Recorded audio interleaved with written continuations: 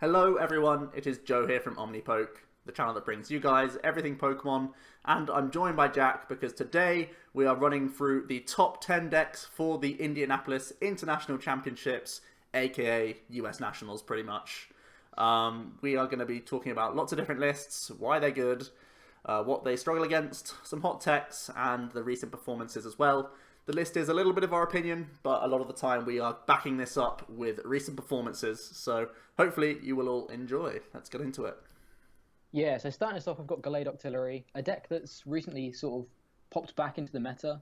It was quite popular when it first came out, back in Breakthrough, and it seems that people are picking this deck up again, simply because it seems to deal with a lot of the top archetypes really well. As you can see from the favourable matchups, we've got Zoroark, Garb, and Turbo Dark. Now, these are all basically because Gallade is a fighting type and has a weakness on all of them. But not only that, Zoroark and Garb, as you'll see as we get through the video, are two of the real top contenders in the format right now. So having a card that can deal with those quite consistently is really good. Plus the deck's engine is just super consistent as well. Premonition into Abyssal Hand means that you are all, once you've got your first Gallade and Octillery up, you can really sort of combo them off and never really miss what you need. You're always going to be hitting your energy or the exact card you need to keep up in the game. So as long as you can get up over that first little barrier of Gallade being a stage 2 and Octillery being a stage 1, you can kind of consistently ride out the rest of the game. So that means the deck naturally is quite a good choice just because you know it's going to be consistent. But like I say, having good matchups against Zoroark, Garb, and Turbo Dark is really good as well. Having weakness on them all just means that the matchups are pretty much free when you see them. And these decks are going to be decks that people will pick up just because they're consistent and they're good archetypes anyway. So having free matchups against these popular decks that you know you're going to see is always going to be good for a big tournament like Internats. Unfavorables, it's a bit more to do with the fact that it's a stage 1 deck regarding Gallade Octillery. Espeon Garb, obviously Espeon 1 has weakness on Gallade, but also has that GX attack that snipes, meaning that if they're able to set up the GX attack relatively quickly, they can actually start pinging off this GX attack from turn 2. And if you've gone second, it's going to mean that they're going to start being able to kill your routes and curliers early on, and you may never be able to get into this first Gallade, like I said a little bit earlier on. If you can't get into that first Gallade, the deck kind of struggles and peters out just because it is a stage 2 deck. So yeah, Espeon can really present some issues, and even if they don't manage to get that early GX attack, they still have weakness on you. So things like Garb really don't need that many items in the discard for them to be able to one-shot you. You are always hitting exactly the cards you need with Premonition into Abyssal Hand, so it's going to mean you're not going to be playing too many items anyway, but there are X amount of items you're going to have to use, things like Rare Candies and Ultra Balls, just to get into the game in the first place. So Garb is eventually going to be one-shotting you for not very many items at all. With Decidueye, it's kind of the same thing, that because they can snipe really early in the game, they can sometimes prevent you from even getting a Gallade out, and that's the kind of issue that you're going to have to deal with, especially as most Decidueye lists are now running either Ninetales plus Espeon or Plume. So both of these are kind of an issue for Gallade, especially as like your opponent can get Plume turn 1, which is pretty devastating for the deck because it means you can't use your Rare Candies into Gallades and things like that. And then Vespiquen, even though you're both non-EXs, because the Vespiquen lists sort of run a little bit more of a consistent engine due to them being stage 1s rather than stage 2s, I feel that the matchup's slightly favoured for them more than anything, just because, again, they don't need EX-style Pokemon in the discard to be able to one-shot you as well. Plus, they have other attackers that they can sometimes sort of use against you, whereas you're always going to be a stage 2 and you're always actually going to have to hit a supporter just a one-shot of Vespiquen, which isn't too much of an issue, but it's still more resources that they're forcing out of you. So it does have unfavourables, but it does also have some pretty good favourable matchups looking at where the format is right now. Yeah, I really like the archetype. The engine is just really cool. You're basically allowed to cheat. That's pretty much how I see the deck. When you're using Mallow, you can choose 2 cards, then draw straight into them. It's really crazy. Once you get into the combo, it is devastating. I really like Puzzle of Time in the deck as well.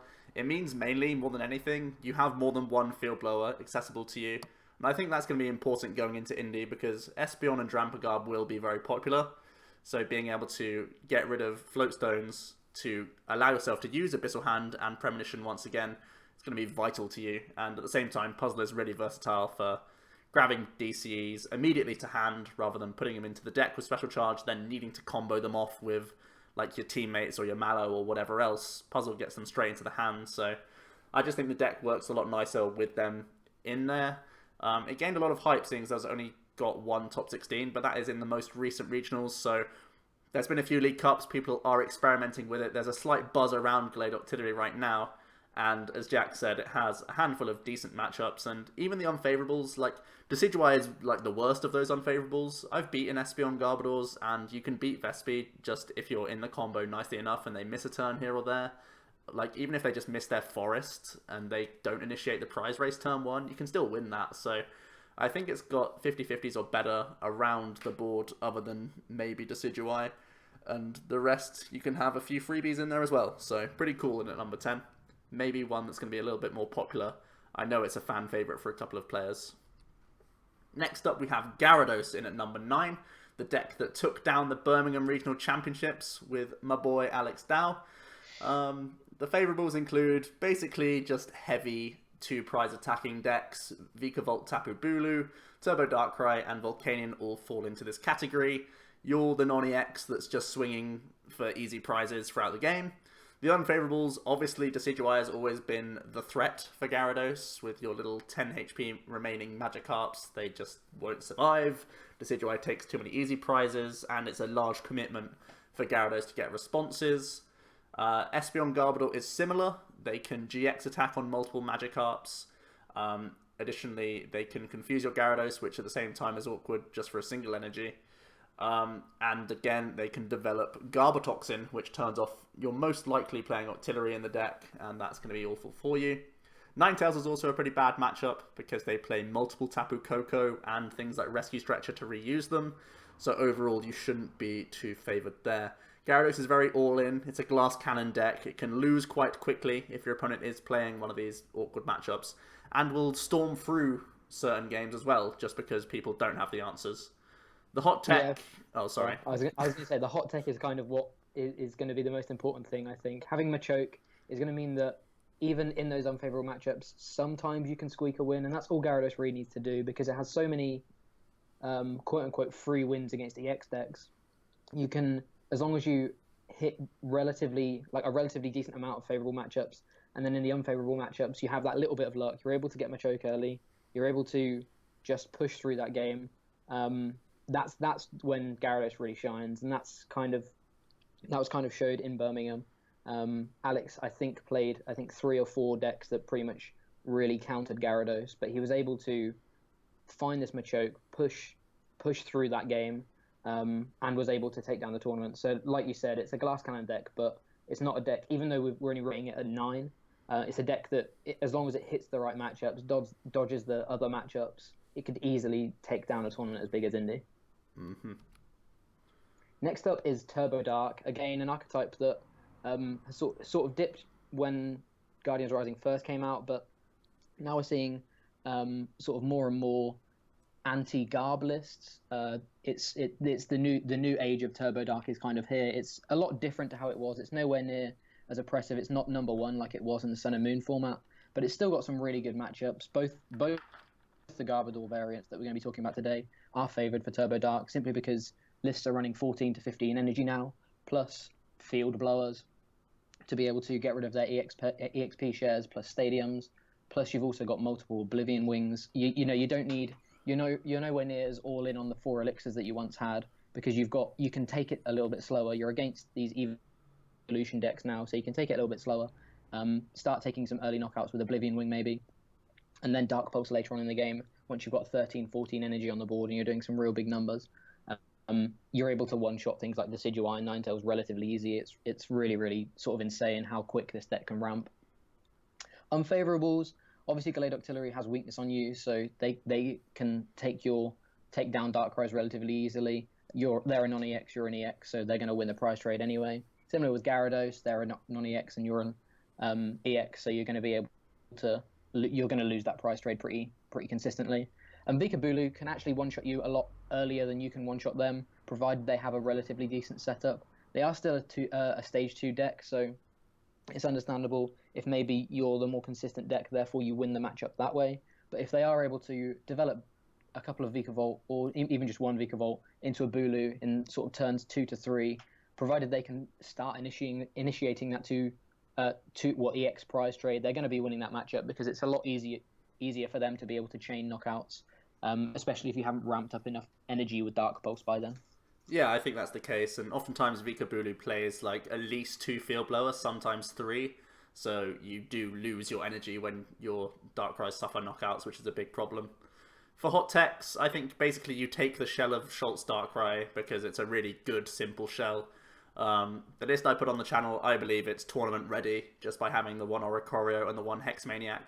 I think Oricorio covers a couple of these awkward matchups like Gyarados and does improve your Vespiquen, which is otherwise quite difficult. And Hex helps out against things like Metagross, Vikabulu, and a few others here and there because there's a lot of ability focused decks in the format right now. So I think literally our list is tournament ready for Darkrai, so if you want to check that out, you can. I think the archetype's still strong. It's more popular in Europe right now, I think mainly because the Schultzes were the originators of the list. In Birmingham, it did manage a top 4 and a top 8, and there was one other in the top 32 as well. And in Mexico City, just one top 32. Quick note on Mexico City, the results. We don't have the full list of the top 32. We know the top 8 and onwards, but we don't know all the top 32 lists, so there may have been more for all of these decks that we're talking about, but one guaranteed Turbo Darkrai in the top 32 at least. Yeah. Next up, we have Volcanion in at number 7. It has some obvious favourable matchups based on its typing. Metagross you are going to probably eat alive, and Vespiquen should be good as well as long as you play enough non-EX Volcanion. I know that Azul's list played 4 Baby Volk, and in those cases you're going to do very well against Vespiquen as you power heater onto your other non-EX Volcanions and just fight through them quite quickly. Unfavourable matchups include Zoroark because you do require a large bench size and they can copy some good attacks. They can copy, for example, Turtonator with a Choice Band to one-hit knock it out for an energy. And oftentimes Zoroark can play other things like Drampa that can also get one-hit KOs on Volks, and they have the option to weave in Hex at the same time. Espeon Garb is also an awkward matchup. They can play Vaporeon, but even if they don't, they can still get one-hit KOs if you have 3 energies on your Volcanions, and they can establish Garbotoxin at the same time. All the while, you're having to be conscious about your own item usage because of Trash Avalanche as well. And just like Volcanion has favourables due to its typing is also a downside against the Gyarados matchup, of course. Yeah. Hot techs-wise, the Brooklet Hill build seems to be the way to go, and if you're running that, running Starmie as well is just really cool because it's going to give you those extra energy through an ability rather than items, so it's going to make your Garbs a little bit better. Plus, if you're being ability locked anyway, like it's not like you're losing too much if you're running Starmie anyway. Plus, being able to Brooklet Hill out the Staryu early on to guarantee the Starmie, that was one of the biggest things with the deck. If you weren't running the full non-EX Octillery and Starmie build before with dive balls, you often had to use an Ultra Ball just to find Staryu and Starmie when you want to be sort of Ultra Balling for Hooper and things like that. But now we have Brooklet Hill. It makes it a little bit easier. You can also Brooklet Hill out Volcanions as well, which is really cool. So it's going to sort of release the pressure a little bit on the Ultra Balls, which is also going to help your guard matchup as well, because it's going to mean that you're less reliant on them because you have the stadium doing all the work instead. It's had some decent recent performances. Madison top 8, and there were 2 more in top 32 as well. And again in Mexico City there was another top 8. So Volk is definitely not dead. It's just got to again kind of make sure it doesn't hit too many of these unfavorables. Unfortunately, the unfavorables are relatively high up on the list, so they are likely to be popular. But that you have ways of dealing with them to an extent. And plus, against things like Metagross and Vespiquen, again, it's free wins. So, and these are archetypes that people will be playing. We haven't seen either of those decks yet, so we know they're going to be relatively high up on the list. So because of that, you're going to have some free wins here and there.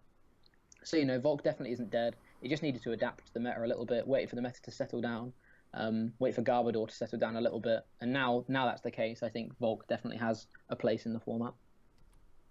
Next up, we do indeed have Metagross, a deck that sort of blew up after Madison, really. And then it also got a top 32 in Mexico. So it definitely wasn't a one-hit wonder. There's still people repping this deck, still people playing this deck. It's got a few League Cup wins as well recently, both in America and Europe, I'm pretty sure. So There's definitely something behind this archetype. Favorable matchups: Zoroark. They can never really one-shot you. 250 HP is such a commitment for them. So they can never really one-shot you. Plus, they can't copy any decent attacks. Giga Hammer is actually not a great attack, especially when you're one-shotting them and they're just kind of poking you. 150 is just a poke to Metagross, especially when you have multiple Max Potion plus Tapu Cure in the deck. So, they can't really copy anything. Plus, they can never one-shot you the majority of the time. So it's kind of they're never really going to be winning that prize trade ever. Vikavolt, again, they can never one-shot you, but you can quite easily one-shot them with Giga Hammer plus Choice Band. They can never get real value out of Tapu Wilderness because if you're doing 150, you're going to be hunting for Choice Band to do 180 anyway. Plus their 150 that they do to you, again, is just kind of a poke. And then Drampagarb, again, can't one-shot you, whereas you can one-shot them. This is pretty much the case with Metagross. As long as you can tank a hit from a Pokemon, a lot of the time you're going to be able to get value through these Max Potions plus Tapu Cure to be able to win the prize trade that way. It's capped at 180, technically 200, I guess, but 180 a lot of the time. So you're not always going to be winning prize trades against things like Decidueye, which is why, looking at the unfavorables, we do indeed have that on there. But there are ways around that. But first off, Espeon Garb sort of kicks off the unfavorables simply because because they're running the evolutions anyway, they can be running Flareon, which means that 250 all of a sudden isn't too much of a commitment, especially when you have to attach 3 energy. It's going to mean that their Psychic will be one-shotting you, provided they have the Flareon out, which is a bit of an issue. Plus, they do have Garb, so provided that they can sort of get a turn where you're missing Field Blower, you can't Geotech System to carry on chaining these Giga Hammers. Volk, pretty obviously, just because you're weak to fire, and it's not at all unlikely for them to have a more consistent setup than a Stage 2 deck. So it's kind of the worst of the worst matchups in my eyes. They're a basic deck that can one-shot you from turn 2 pretty much, whereas you're a Stage 2 deck, so you're not going to be seeing a Metagross until at least turn 2. So yeah, it's kind of awkward. You can trade one-shots with them, but it's much more of a loss on your side because you're also losing one Geotech System for the turn. And then Decidueye, as I said, it's an awkward matchup also because they're a lot of the time people are going to be running Espeon in their lists now, at least the Tails lists that Europe has seen a bit more. Espeon has been heavily featured, so they are going to be able to devolve your Pokemon, and especially when you're running a Rare Candy style list, if they're not placing counters to devolve to then knock out your Beldums, even if you're Rare Candying from Beldum into Metagross, if they just keep announcing Miraculous Shine each turn, you're not going to have enough Metang plus Rare Candy to actually be able to get any Metagross out eventually. So they don't even need to apply huge pressure with the Decidueye, as long as you can get maybe two to three turns of Miraculous Shine through, you're going to run out of resources to be able to ever really deal with them anyway. Yeah, definitely an awkward matchup. That can be improved, however, with the inclusion of a single copy of Machinery X. That whole combo that Jack was talking about with Miraculous Shine pretty much gets shut down, which is pretty cool, seeing as though it can be a single card copy. Awkward thing is it's not Bridgetable, and normally Bridget, maybe you can beacon it out, I guess, in the matchup, but normally Bridget and then Ultra Balls are pretty much exclusively used for Metagross pieces, so you sort of have to naturally find it in the matchup. It can actually also improve your Espeon Garb, because it means that at least you're not getting confused. Them being able to do 120 damage and confuse you is quite annoying, because Choice Band and Flareon, which means they're not committing hugely to their active whilst doing a large amount to the Metagross. So yeah, Machinery X could be a cool one-off for sure. Recent performances, yeah, it's done well. The second place in Madison, really, really close to coming first as well. It was based on time rather than anything else. If he had like 3 or 4 more minutes, he could have decked out Pram because he had prized his last Floatstone, I think. And 2 others in top 32.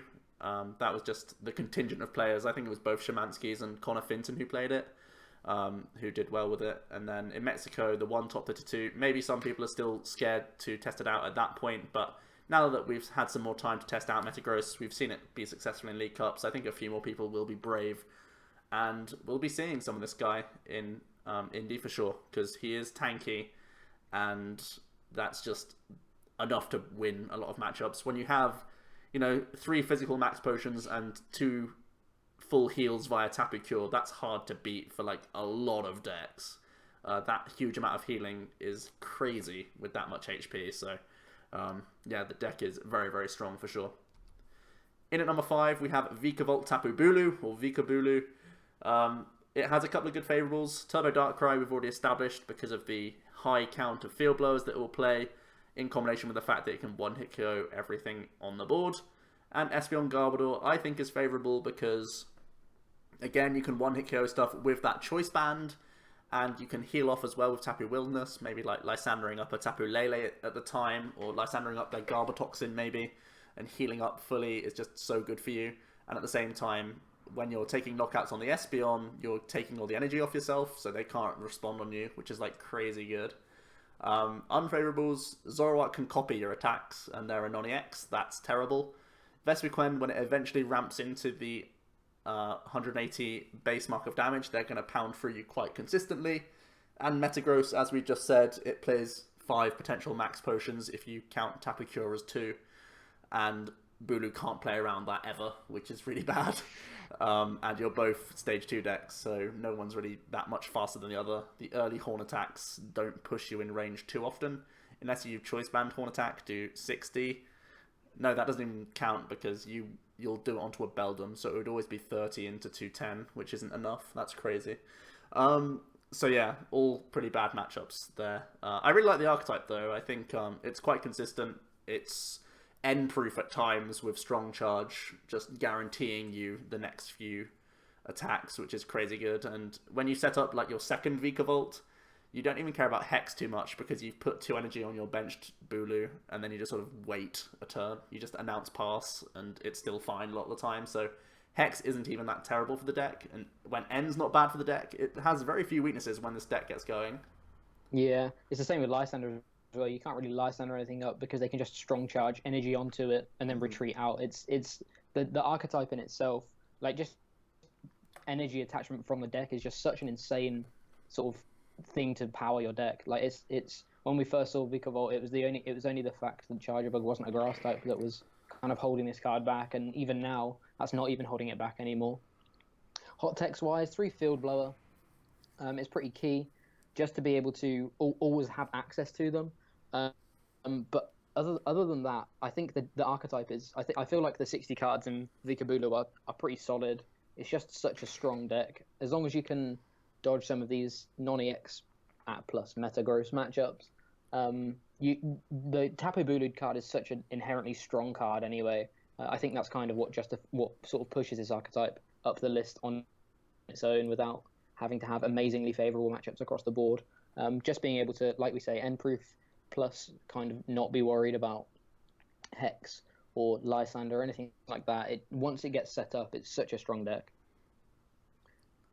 Next up we have Decidueye and Ninetales, a deck that sort of is a bit lower than people may expect. Decidueye was debatably the best deck in format in the Sun and Moon era, and we had it as our second place for Birmingham regionals, Birmingham and Madison regionals. It's dropped down to 4 simply because there's been a couple more archetypes that have sort of come out of the woodwork that it sometimes struggle with, plus have better matchups across the board. However, it doesn't, of course, have really favourable matchups against things like Vespiquen, just because they're like their combis are 40 HP. So if they ever don't sort of find the Vespiquen, even if they do, they're 90 HP anyway. You know, that it's just all of these HPs are so little that they're never really going to be able to apply that much pressure, especially as you can start sniping in the early game. It's one of the decks that you can really win against turn 1 relatively easily. Gyarados, as we mentioned, these 10 HP Magikarps are just not going to live against a turn of Feather Arrow. So, you know, it's another pretty unfavourable matchup. And then similarly with Zoroark, they can never actually one-shot you. Even with a full bench of 5, they still can't one-shot a Decidueye. So provided you have your abilities and you're attacking with Decidueye, a lot of the time you're going to be winning that matchup. They can't really copy a great attack. Razor Leaf isn't fantastic. A lot of the time they're just going to be announcing Mind Jack instead because it's going to be doing base more damage. So it's actually kind of good that Decidueye has a very mediocre attack because it means that the break really doesn't do much against you. There's kind of the 2 ways of building it at the moment we'll talk about in a second, but there's the Ninetales build, and then there's the Vileplume build, or it's kind of a split of the both. So obviously the matchups are slightly different with each build, but inherently we're going to be we're going to be focusing on the Decidueye a lot of the time anyway. Unfavorables, Espeon Garb can be favorable debatably, because all of these evolution decks can be debatably be favorable as well because of the single Espeon EX that pretty much the majority of Decidueye players are now running, especially as the format seems to move more towards an evolution sort of based format. But that's kind of the crutch of the deck. If you can't find that Espeon, it's going to be a lot more difficult for you to be able to deal with decks like Espeon Garb and Drampa Garb. They're kind of the big thing for you to deal with, especially as, at least with Drampa Garb, as more people are looking towards the Plume build, as you can see from the recent performances, it makes their Righteous Edge actually a lot more valuable. If you've plumed yourself, it's going to make digging for more energy even more difficult, and it's going to force Hollow Hunt much more, because there's going to be turns where you miss the energy. So you're going to have to use your Hollow Hunt to try and search for them, whereas if you weren't plumed, you'd be able to use a few more cards, dig a bit more through the deck, be able to actually find more of these energy. Righteous Edge wouldn't be as much of an issue. But that being said, as people seem to be leaning more towards the Plume build, at least for now, I feel it's a real sort of flip-flop as to which one you play. But at the moment, people seem to be leaning more towards the Plume build, which means that Drampa Garb does become sort of a bit weaker. Then obviously Volcanion, against it's kind of the thing where if Decidueye gets an insane turn 1 running the Plume build and they get the turn 1 Plume, then even the type coverage doesn't matter, because you're going to be you have such an oppressive board state from turn 1, you're probably going to have that game.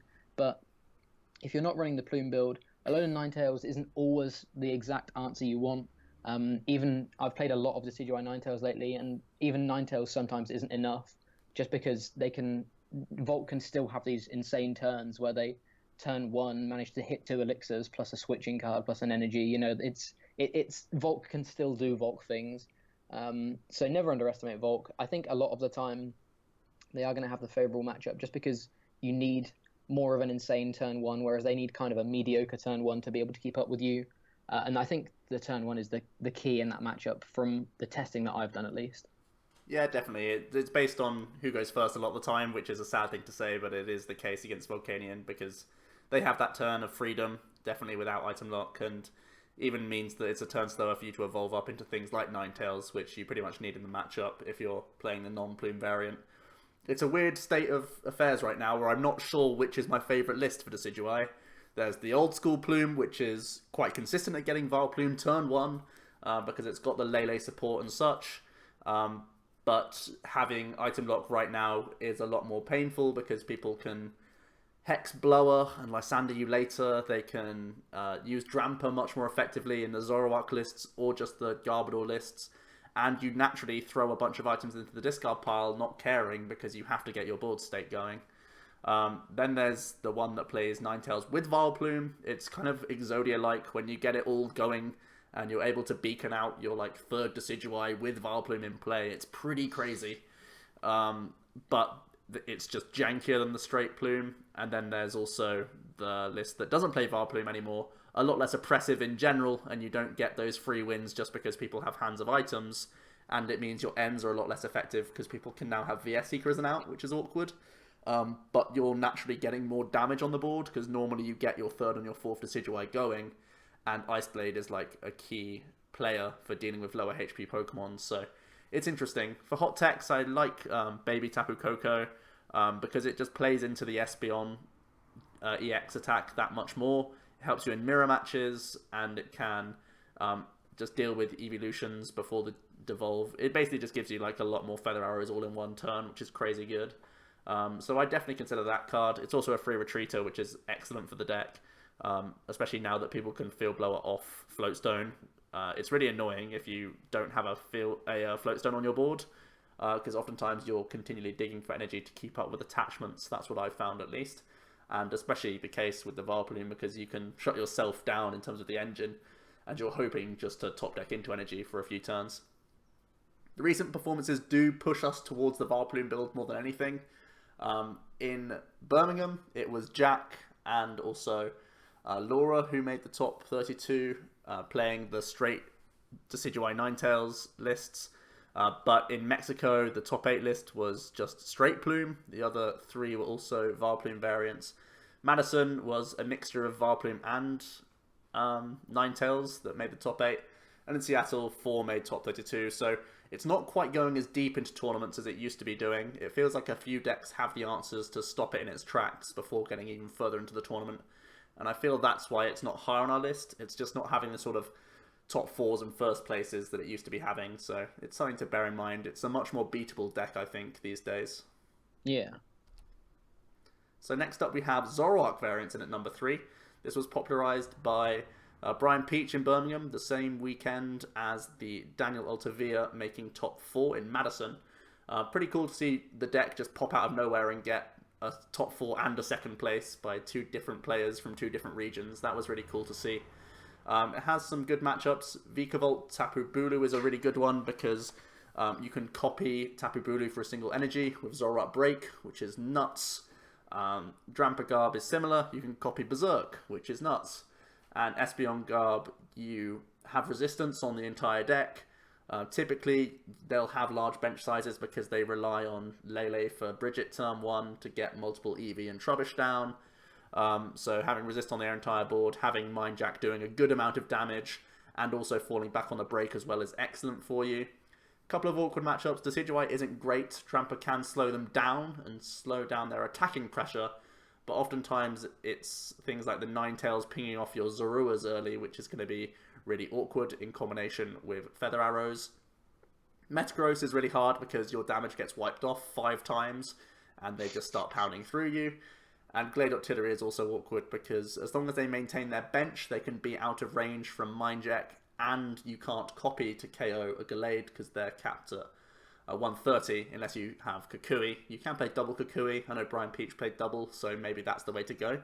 But I still feel the matchup isn't great for you, even if you can initiate the race. And at the same time, if you just happen to lead Drampa, like, you lose the game just on prize race alone, so that's pretty awkward for you. Yeah. Looking at the hot techs, Umbreon plus the Evolutions, kind of, it's a bit different. It's a bit of a different deck, but Umbreon plus the Evolutions actually covers a lot more, a lot of different matchups. It makes Decidueye plus Metagross a lot easier because you're going to be running Flareon, so it's going to mean Umbreon with a choice band can one-shot a Decidueye, and it's going to mean that Zoroark can get into Metagross range much easier because all of a sudden all of your Pokemon are doing pretty much double damage to it. So it's going to make these unfavorable matchups slightly better. It does make the deck a little bit more clunky, but it's sort of that risk versus reward, whether you want to clunk up the deck a little bit to improve some of these matchups that you probably are going to see maybe 2 or 3 rounds of throughout the day. And then Octillery, obviously there's the debate between Oranguru and Octillery. Octillery takes up a few more slots, but it does give you that extra that extra level of end proof. Those extra 2 cards can be all you need just to prevent yourself from being end in the late game, and losing sort of that way. I think the deck's really, really strong. The fact that, like you said, it popped up both weekends and made a top 4 and a second place, and then got first place in Mexico, kind of proves the deck's worth. It's sort of come out of nowhere and just really taken the format by storm. It's Zoroark is such a strong card. It always has been, and being able to pair it with Drampa has just kind of, I think, been one of the best Drampa builds we've seen so far. We obviously haven't seen anything to do with Garbodor yet, so that's still to come. Spoilers, but the fact it did come out of nowhere sort of proves the deck's worth, I think. And there's, with so much Lele into Bridget going around, Mind Jack is such a strong attack right now. Plus having access to the break to copy some of these really, really strong attacks like Berserk for 1 energy is just insane. So I think the deck definitely has a lot going for it right now. Next up we have Vespiquen Variants, a deck that Joe talked, or a sort of an archetype that Joe talked about very recently on the channel. It's not popped out of nowhere because it's always been an archetype, but it's really seen a lot of success lately. It's had a lot of people playing it, and had a lot of sort of successful runs as well. So as you can see, there's a second place and a first place, a few top 8s. It's been a really popular deck. Looking at, and it's just because it's a non-EX attacker really that can deal with so much of the format. Looking at the favourables, Vikavolt and Turbo Dark are both 2 prize attackers, so that's why Vespiquen's going to quite easily win those matchups. It's, as I said, it's a non-EX attacker that can easily trade up, and that's all the deck wants to do. It just wants to be trading up against these EXs. Maybe you're going to be two-shotting the first one, but it's going to easily get into range of one-shots eventually, just for a DCE. Plus, especially when you've got things like Flareon to cover other types, just to make these one-shots easier. Plus, you've got things like Zoroark as alternative attackers as well that all work off DCE. It means that the deck is still relatively consistent, even though you're running 25 Pokemon-ish. You're only running 4 energy, so you've still got that 31 slots for trainers a lot of the time, which means it's kind of on the same level as most other decks. So, you're still super consistent. Plus, you've got that inherent strength of being a non-EX. I think that's why it's seen such good performances lately. Unfavourables, of course, Decidueye is able to deal with these non-EXs relatively easily. You can, with Flareon, eventually one-shot Decidueyes again relatively easily. It's going to be more of an issue to deal with the Ninetales in one-shot in the early game. And that's going to be, if they're running Ninetales, that's going to be the line they run, the route they run down a lot of the time, because 2 snipes plus an Ice Blade one-shots a Vespiquen, plus natural Ice Blades can set up multiple knockouts for a turn with the Espeon later on on things like Flareon and Zoroark. So, they are going to be able to have a swing turn if they haven't had that early pressure. But a lot of the time, the early pressure is just going to be able to overcome you, unfortunately. And then Volcanion, provided the Volk player is relatively smart, even if Vespiquen runs Vaporeon, it can still be very difficult. Simply because the non-EX is such a strong attacker against Vespiquen, you pretty much need 1 EX to be able to steam up to one-shot the Vespiquens as the Baby Volk, and this is for like the first 2 turns, and you just attach to more Baby Volks. We've seen a list recently, as we said, that ran heavy, sort of a heavy Baby Volk line. So if that's the kind of list that you're going to be up against, it's going to be a difficult time because, again, as I said, Vespiquen wants to be trading up. And when you're not trading up, plus they have weakness on you, plus they have acceleration, so they never, like, even if you're taking out their attacker, you're still going to be, they're still going to have access to more attackers. It's never really going to be particularly favourable for you. Yeah, definitely. I feel like the unfavourables and favourables here only tells half the story. I think, other than the 2 decks in the unfavourable category, this is like almost 60% against everything or better. We've been seeing, like, just its efficiency in prize trading is crazy, and we see a few of the top players just piloting the deck really deep into tournaments. 2nd place, 1st place in Madison, 2 in top 8 in Mexico. These have all been piloted by really good players, and they're just making a statement that the deck is good enough to just get through tournaments. We have, great lists out there right now. For hot techs, I think Machoke becomes more important.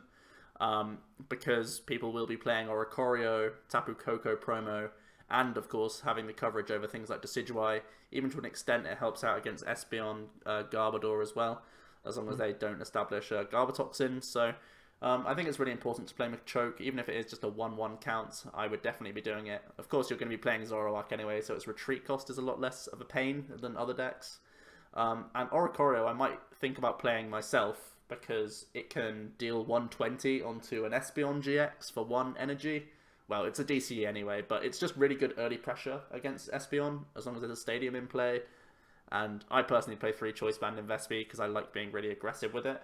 So Oricorio becomes a good tech in that matchup, and at the same time helping you out in mirrors, helping out your Gyarados, and just having the potential to deal with a few other things like Zoroark as well, because they often play lots of Pokemon that you can prey on later. So I think that's a potentially really good single card tech.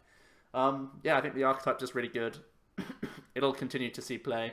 I don't know how popular it is overall. It's just that the odd really good player here and there is just taking it deep into tournaments and showing us the way. Yeah. So I wouldn't necessarily be too worried about playing a deck that has a bad Vespiquen matchup. But I think if you want to win the tournament, you've got to be able to beat Vespiquen. Finally, we have Garbodor Variants in at number 1. Probably not a surprise. I know it has been doing a lot less lately than the initial burst of craziness in Seattle. But it's still a powerful archetype, and it's still diverse. it has some good favourables. I think Vespiquen should be a favourable matchup if you are... I think definitely if you're playing the Espeon build, it becomes favourable for you. Having Garbotoxin to shut down things like Oranguru or Octillery helps out, especially because oftentimes Vespiquen doesn't play Field Blower. So being able to establish this and then combine that with N is great. You have things like Divide GX, which is crazy good. If you're playing the Drampa Elixirs build, it's kind of more awkward, but you have to go heavy Trash Launch in that matchup whenever you can. Gyarados, again, I say is favourable for both lists, because even if you're the Drampa list, you're probably playing Tapu Koko or Oricorio, one of the two. And obviously the Espeon should be okay as well. Decidueye, I think you're slightly favoured. Obviously Espeon can play Flareon, which is crazy good. You can develop Garbotoxin if you want to as well at different points in the game. Most likely the late game is when you want to do this, combining that with N. And if you're the Drampa build, again, Garbotoxin's your friend. Trash Launch normally gets high, and Drampa is very good, especially if people are playing Vileplume list. Righteous Edge is really good in the matchup. Being able to big wheel your hand into a large size so that you don't worry about Vileplume for a few turns is also very good. I think it has the answers a lot of the time for Decidueye. Couple of awkward ones. Turbo Darkrai, they have resistance on the entire deck if you're the Espeon build.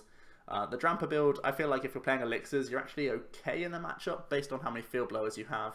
But typically, it's good for the Darkrai player because they are so focused on Yveltal in the early turns that you're having to commit a Drampa through a Yveltal, then they probably come in and respond KO you, and it's down to you to have second choice band, a damaged Pokemon, a DC, and another energy on the bench, and sometimes that just won't happen, and even if you do, they've probably established EXP shares at that point, and their damage won't go down. And obviously they don't really care about Garbodor too much. Zoroark is pretty awkward, definitely if you're the Grampa build. They can just trade so efficiently on Drampas, and Garbodor oftentimes isn't a good enough attacker to trade on Zoroarks, especially if they break evolve. Having effectively 160 HP is quite easy to work around Trash Launch, so that's pretty bad for you.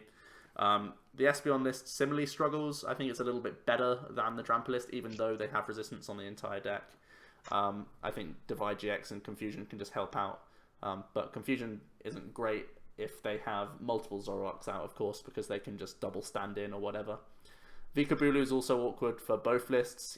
I think you're saving Grace's Garbotoxin, but if they're smart and playing 3 Field Blower like we suggest, that won't be good enough, and they can just charge through you with lots of Bulus. So it has a couple of awkward matchups here and there. I wouldn't expect Turbo Darkrai to be that popular, but having Zoroark and Bulu is the only thing putting me off playing what is otherwise clearly the best decks in format. Yeah, Garbodor's kind of proved itself. You can see from the recent performances, it's got a lot less impressive, but the fact there was 24 in Seattle says there's something behind his archetype. Hot Tech's Oricorio is a really, really nice sort of Pokemon to have. I think more than anything, it covers quite a lot, simply because the kind of style of play people will see when they see Trubbishes is they're going to be ultra balling and things, but they're going to be discarding things other than items. So even in matchups that you may not think Oricorio gets value, they're going to be discarding more Pokemon maybe.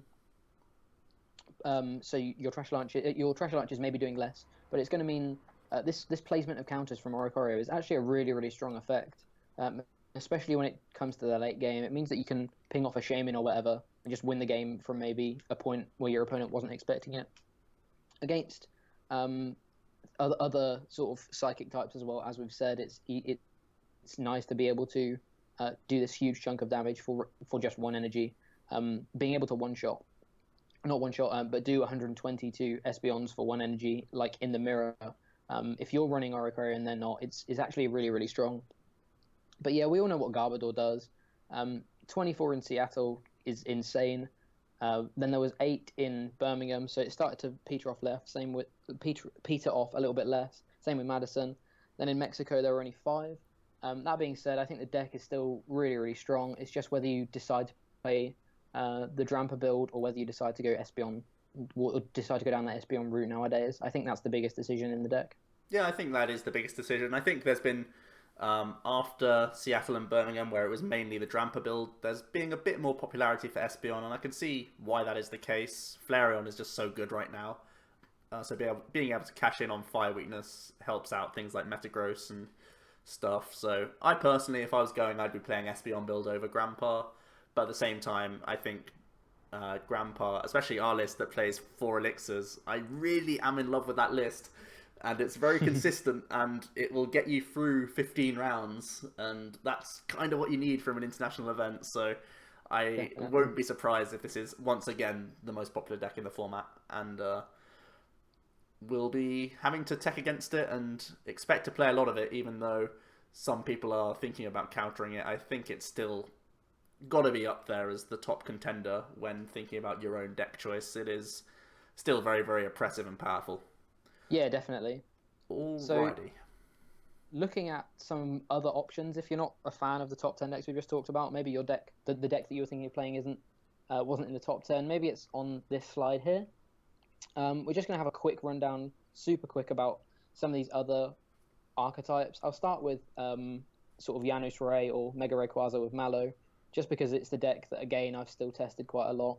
And just having Mallow plus Unknown is still such an insane combo.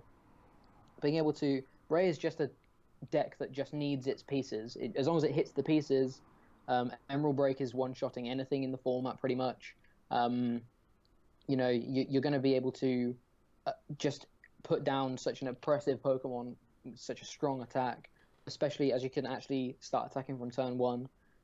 With Mallow, it's a little bit more consistent than it was. It's still quite difficult because, again, there are still a lot of pieces you need. But being able to Mallow into Shaman or Double Unknown is just really, really strong. So yeah, Janus Ray is a deck that, like I say, I tested a little bit before Birmingham, and it's a deck that I keep finding myself playing on the ladder again, just because it's also so much fun. Being able to Mallow into exactly what you need just feels really, really powerful. Yeah, it's definitely strong, and no one's playing Parallel. Very few people are playing Sudowoodo, so the path could be opening up for Ray once again. I'll take on Persimmon because it is a pet deck of mine. Just like how we were saying, Gallade has good matchups because of type coverage alone.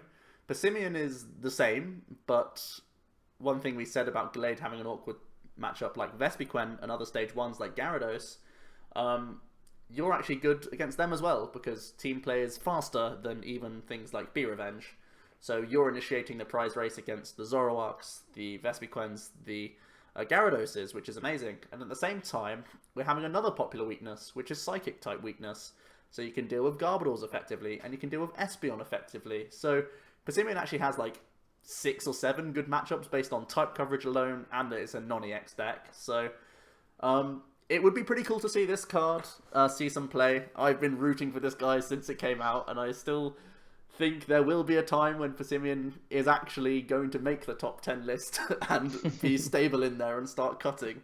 But it's whether or not people want to roll the dice with this card, with the deck, because it's a massive scale tournament, and I certainly don't want to spend that amount of money traveling that many miles just to play a rogue deck, right? So maybe some people braver than I will take it on, because matchup-wise it seems really cool on paper. Yeah. Addressing that other pet deck, I suppose the pet deck of mine, Mega Gardy, let's ignore the elephant in the room that I haven't played this deck since the stream. It seems to actually be in a better position now. After testing it a bit pre-Birmingham and realising that this wasn't the format for it, it actually has really good matchups against both Drampa decks in Zoroark and Garbodor, or Espeon Garb. And Garb in general kind of as well. So it means that actually with 2 strong sort of archetypes in the top 3 or 4, it still has a pretty rough Decidueye, especially now that they have the option to run Ninetales. It's going to mean like Ice Path is obviously an issue for you, but having 2 good matchups in the top 4 plus Vespiquen is never going to be amazing, but it's never going to be awful in my eyes.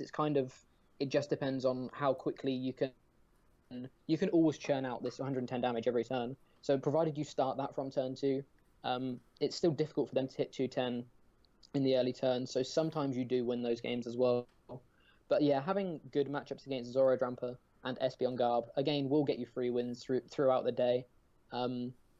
Plus, similarly with Ray, no one's playing Parallel, no one's playing Sudowoodo.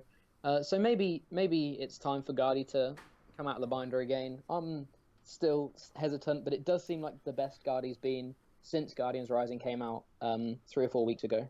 Yeah, definitely. It's a cool one. I think the engine's nice as well. If you're playing like 2 field blowers, I feel you could do quite well with a pretty much old school Mega Guardy variant, but updated with like maybe even shoving in Mallow just like you do in Ray. The deck Yeah. has a similar engine, so probably works out nicely.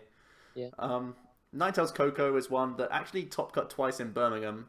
So it's surprising to see that it didn't actually make the top 10 list. I was considering putting this in over Gallade, but I just feel that Ninetales may not be as well placed as it was because of the popularity of Bulu, because of the popularity of Metagross threatening it as well. And again, there's just other awkward matchups out there for you. I think... what else is the other bad matchup? There's definitely one other bad one that I'm not remembering, but there's definitely reasons why I don't want to play Ninetales right now. I feel like it's kind of slow against a few of them. Oh, that's what it is. It's Zoroark is really good against the deck. Yeah, so there's a few non-EXs which it's awkward to deal with, even with the amount of sniping that you have. I think if you want to play Ninetales Coco, you actually have to play Espeon EX at the same time to try and do the sort of Decidueye win condition that it'll try and do against the non-EX decks. I think Ninetales Coco has to do the same thing. The only awkward thing is you have much less HP than the Decidueyes will do, so they can respond on you quicker if they're Vespiquen. They can respond on you very easily if they're Zoroark, so I feel like it's got a few awkward matchups for certain. A bad weakness, but the card and the engine is still cool to see, having like Bridget, Octillery, Ninetales. I think the list that we saw from Birmingham was awesome, and I wouldn't be surprised if a few people pilot this deck, but I think it has a handful of awkward matchups as well. Yeah. Talking about Aquabox, I think this deck is, rather than having amazing matchups across the board, I think the consistency of the deck is kind of what keeps it in our other options. Being able to collect means that you're not going to be playing into guard particularly easily because you're going to be drawing the cards you need rather than searching for them. But also you've got the fact that you can run Elixirs plus Aqua Patch now, meaning that you can start Blizzard Burning from turn one. It's not surprising at all, especially with the amount of sort of energy you're going to be hitting through these Elixirs and Aqua Patches. It means that the deck can start hitting 190 from turn one with a choice band, which is just nuts. And that's kind of why it's still floating around their other options, not because it has insane matchups across the board. It has some good matchups. It has a few bad matchups, but just the fact that Elixir plus Aqua Patch is such a strong sort of engine. Water definitely has one of the strongest engines right now. So being able to have that behind you, the only matchups it's ever going to punish you in is going to be the Garb matchups. Other than that, you can use all these items willy-nilly, be able to start Blizzard Burning really early, and just sort of force your opponent to have to deal with 190 HP Laprases from up to turn one. I think that's why it's still debatably one of the rogue picks for Indy coming up, because it's the engine, the water engine is just so strong in itself.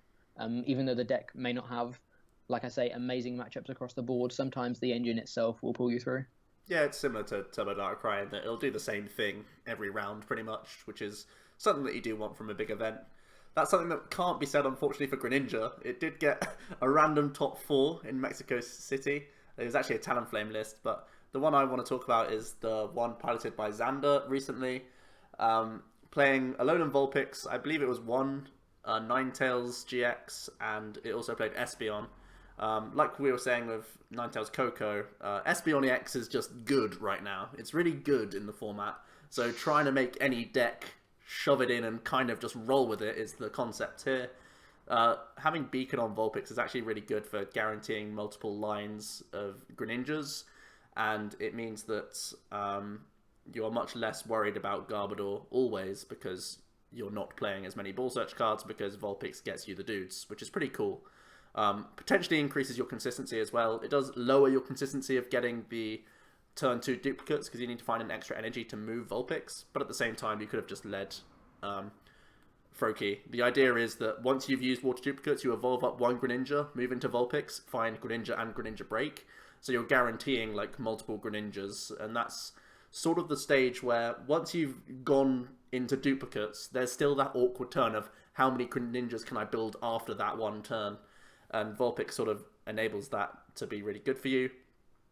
And having Ninetales GX is awkward as well for opponents to play around while you're trying to get evolutions going. So basically it's just something to sit in the active to slow the game down, and when the Greninja player hasn't fallen behind too many prizes, it probably will win the game because its abilities are so silly good.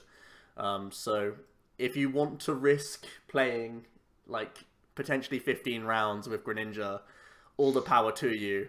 I don't have that kind of courage. I just don't believe, because so many things can go wrong. Your prizes, just draws in general, getting end at the wrong times after a beacon can lose you the game. Just so many things about Greninja. It's so frail.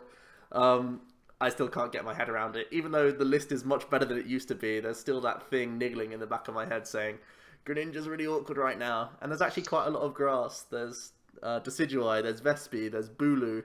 So Greninja has a load of awkward matchups on top of the fact that it's inconsistent. So you have to factor in inconsistency, maybe like 1 in 5 games.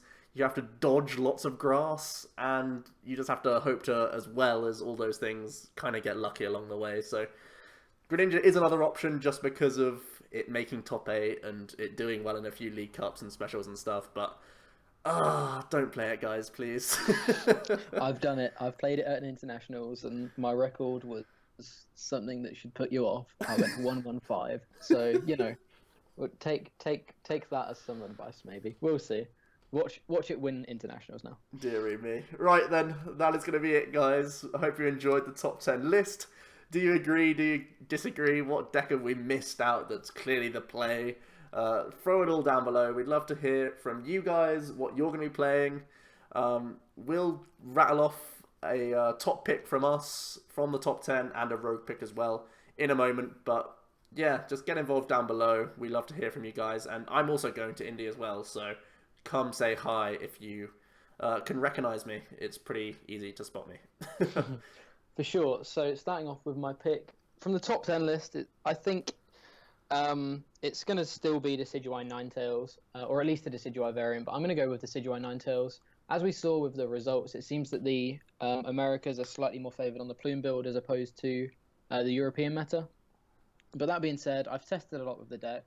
I feel I know the deck well. I feel that the deck is inherently really strong, being able to put counters, being able to place so many counters. You're never overkilling anything. You're never wasting counters. Plus, the format is moving so much more towards an evolution format, even if it's only stage 1s, which just pushes the value of Espeon EX up so much.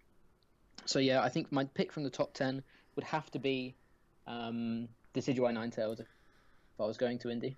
Oh man, can't believe he sniped it from me. In that case, I'm going to have to take Umbreon Zoroark over Drampa Zoroark. I feel Flareon is just too good to not play. Gaining a much better Decidueye and a much better Metagross is pretty important, so that's the route I would go down if I'm not able to play Decidueye, basically. I also feel it's very safe. If you have the evolutions, if you go back and look at the slide where we say Zoroark's unfavorables, it was Decidueye, Metagross, and one other deck that I can't remember that's unfavorable. Like Gallade Octillery, right? So if you play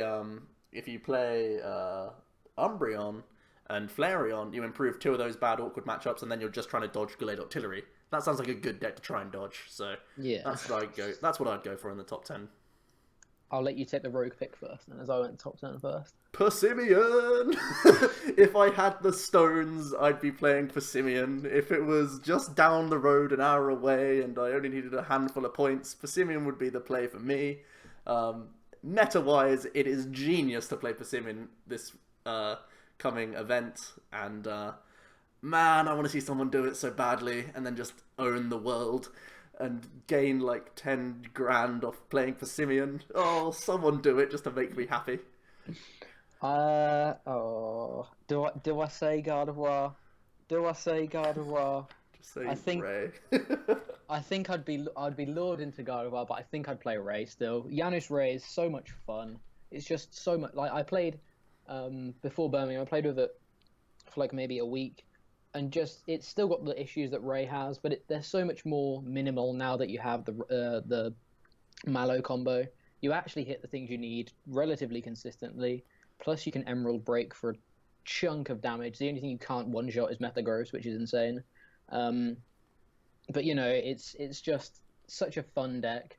So I think again, if I'd still need some stones to play it, but I think if I was going to India and wanted to play Rogue, Yanush Ray seems to be pretty cool right now. Again, there's no Sudowoodo or Parallel in the format at all, so it's not countered by anything. As long as you have a decent run with luck throughout the day, I think you could definitely see some Rays in the top 32. Yeah, I wouldn't be surprised to see it. Like you say, a lot less Parallel, a lot less Sudowoodo. Zoroark is awkward, but just you have to be conservative when you can to try and at least stay out of one-shot range. So, yeah, Ray could do well also. Right, that is going to be it, guys. We've just broken the 1 hour mark, so that feels like a good time to depart. We've got to start streaming now, so there's no rest for us. We'll get back onto the Pokemon hype right now. But yeah, thanks for watching. Leave all the likes down below. Subscribe to the channel if you haven't already and you've sat through an hour of us rambling for the first time ever. We do it a lot. So expect more from us. So yeah, we'll see you in another video, guys, soon. Cheers. Bye bye.